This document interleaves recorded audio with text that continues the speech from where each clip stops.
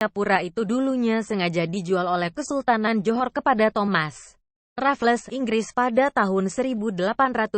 2. Jadi sejak tahun-tahun 1819 sampai tahun 1962, Singapura adalah koloninya bule Inggris, bukan jajahannya Cina. 3. Di tahun 1963, Inggris sepakat merestui penggabungan Singapura dengan Malaysia menjadi Persekutuan Malaysia, yang kemudian diperangi Soekarno dengan sebutan Negeri Boneka Kolonial, dengan slogannya yang terkenal, Ganyang Malaysia. 4. Pada tahun 1965, Malaysia di bawah pimpinan Tunku Abdul Rahman Putra memutuskan membuang Singapura dari Persekutuan Malaysia karena perbedaan pandangan politik, sehingga memaksa Singapura memerdekakan dirinya sendiri. Saat itu bahkan Lee Kuan Yew mendeklarasikan kemerdekaan Singapura sambil menangis karena Singapura hanyalah negeri yang kecil, melarat, kumuh dan tidak punya SDA air bersih pun harus mengimpor dari Malaysia. 5. Jadi siapa yang menjual Singapura? Siapa yang membuang Singapura? Ternyata orang Melayu sendiri, bukan karena diinvasi Cina. 6. Aneh yakin seyakin-yakinnya, seandainya Singapura masih melarat dan kere, tidak akan ada nasbung yang membawa-bawa isu Singapura direbut Cina dari Melayu. Singapura jajahan Cina, B.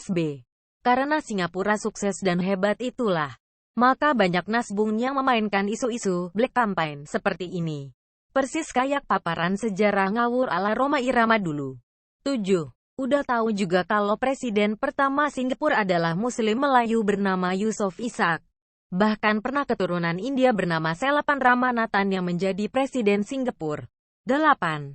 Bahasa Melayu termasuk ke dalam 4 bahasa resmi Singapura dan sampai sekarang motto serta lagu kebangsaan Singapura tetap tertulis dalam bahasa Melayu, yaitu Majulah Singapura.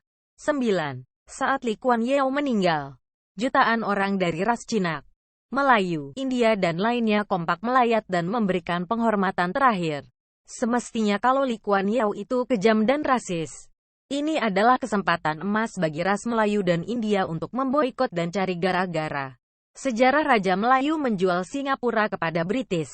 Pada 2 Agustus 1824, kuasa Sultan Hussein ke atas Singapura hilang setelah menandatangani perjanjian 17 Mac 1824 dengan pegawai British Sir John Crawford untuk menyerahkan Singapura dan pulau sekitarnya buat selama-lamanya. John Crawford menggantikan William Farquhar sebagai residen Singapura penghujung tahun 1823. John Crawford mendesak Sultan Hussein Shah dan Temenggung Abdul Rahman untuk melepaskan Singapura kepada British dan diberikan pencen sebanyak $20,000 kepada Sultan dan $15,000 kepada Temenggung secara bayaran penuh. Tapi kedua-dua tokoh tersebut tidak mahu menandatangani perjanjian hak pelepasan Singapura kepada British. Akibat kelangsungan hidup yang agak sempit, Sultan dan Temenggung akhirnya menandatangani perjanjian tersebut. Dengan itu, Singapura berjaya dirampas dan dilepaskan hak kepada British buat selama-lamanya.